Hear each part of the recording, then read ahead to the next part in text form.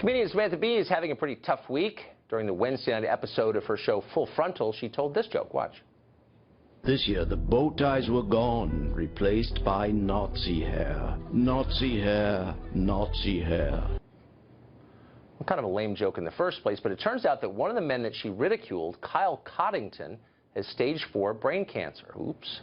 Most of the backlash against Bee focused on the fact that she attacked a cancer patient, but Joe Concha of The Hill had a smarter take. Regardless of the man's medical status, he asked, why was it okay to call him a Nazi in the first place when he couldn't defend himself? Joe Concha joins us now.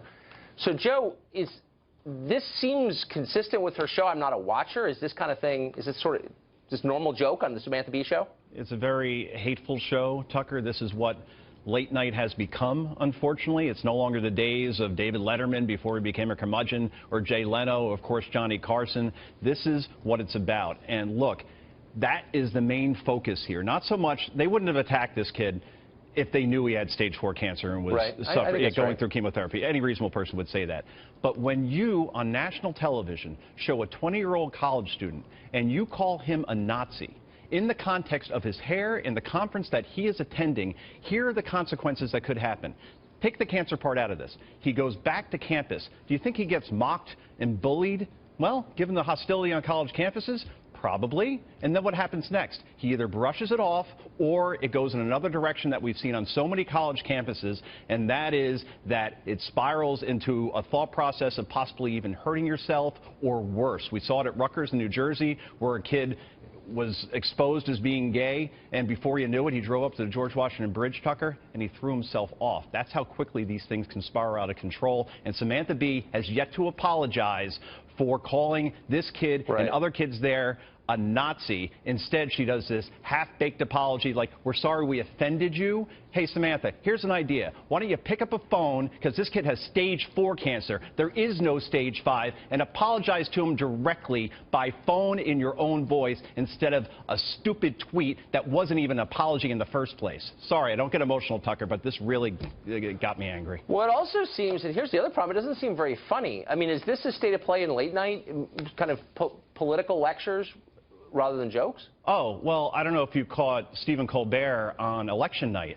He does a special on Showtime, and it's supposed to be a celebration of Hillary Clinton's victory. And he doesn't have any jokes planned if Hillary actually lost. And he doesn't know what to do when it's clear that Trump is going to win. So he has somebody on his panel, and her name is Jana Friedman. She's an alleged comedian. And he says, so how you feeling right now? And let me give you the quote, because this is what comedy is in 2017. She says, I feel as if I'm about to give birth to a baby that's already dead. Ugh. Stephen Colbert is a devout Catholic. We hear it all the time. Instead of him saying, you know what, I get that we're in a politically incorrect world. I get that even if you're pro-choice, you probably find that offensive. He doesn't say anything. Instead, he makes a joke. He says, hey, that's the kind of panel discussion you have on Showtime these days. So that's where we are in 2017, Tucker, where we call strangers Nazis without them defending themselves or having the ability to defend themselves. And if a president or a candidate wins the presidency, then we're comparing it to stillborn births.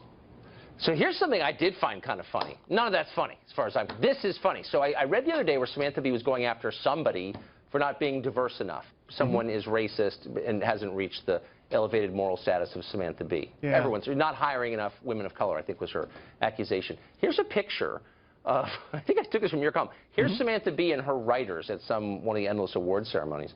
Those are her writers. Doesn't seem like a very diverse group to me. Yeah.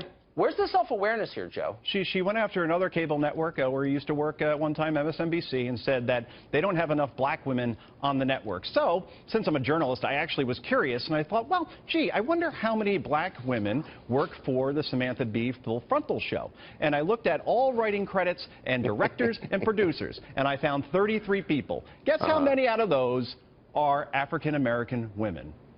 I don't know, 25? One. So But she's preaching about diversity and hiring more black women, and she's 1 for 33. And calling people Nazis. She's got 33 people writing for her show? No, it's writers, directors, and segment producers, all in aggregate. That's a lot. Is her show like 8 hours long? How long is it? It's once a week, and I believe it's an hour.